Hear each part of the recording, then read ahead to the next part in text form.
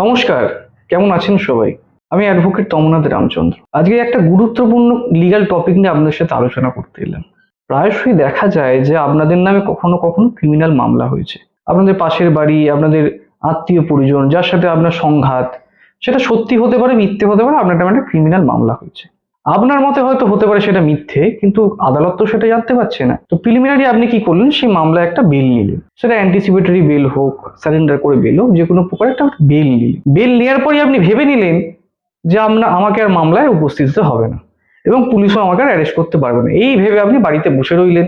আপনার উকিলবাবুর সাথেও যোগাযোগ করলেন না, কোর্টেও গেলেন না, কবে কি মামলার ডেট পড়ছে সেই ডেটে অ্যাপিয়ারও হলেন না। এটা কিন্তু সম্পূর্ণ একটা ভুল জিনিস।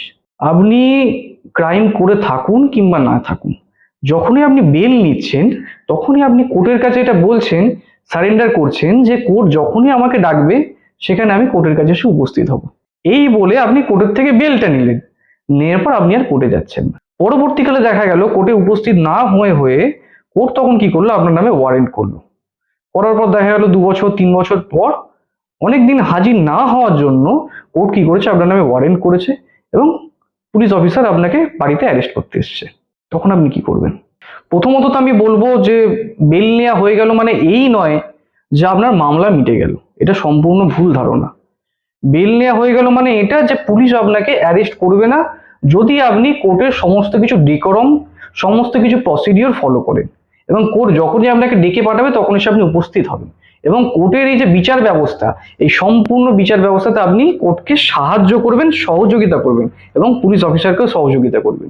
এই বলে আপনি বেলটা নেন কোর্টের কাছ থেকে। তার মানে এই নয় যে আপনার মামলা ওখানেই মিটে গেল। এরপরে মামলার প্রসিডিওরে আপনি হেল্প করবেন বলে কোর্ট থেকে বেলটা নিলেন, এবং আপনার উচিত হচ্ছে প্রত্যেকটা প্রসিডিওরে কোর্টকে সাহায্য করা এবং সহযোগিতা করা। সেটা যদি না করেন, আপনি বাড়িতে বসে থাকেন, ভাবেন আমি বেল নিয়ে নিয়েছি মানে আমার মামলা মিটে গেল, তখন কিন্তু আপনার নামে এই ধরনের ওয়ারেন্ট হতে পারে যদি না আপনি কোর্টেতে হাজির দেন। যদি ওয়ারেন্ট হয়ে যায় তখন কি করবেন? সঙ্গে সঙ্গে গিয়ে পরের দিনে সারেন্ডার করে কোর্টের কাছে বন্ড দিয়ে আবার আপনি বেল নেবেন। নিতে হবেই অবশ্যই, আর না হলে আপনাকে পুলিশ অ্যারেস্ট করে কিন্তু নিয়ে যেতে পারেন।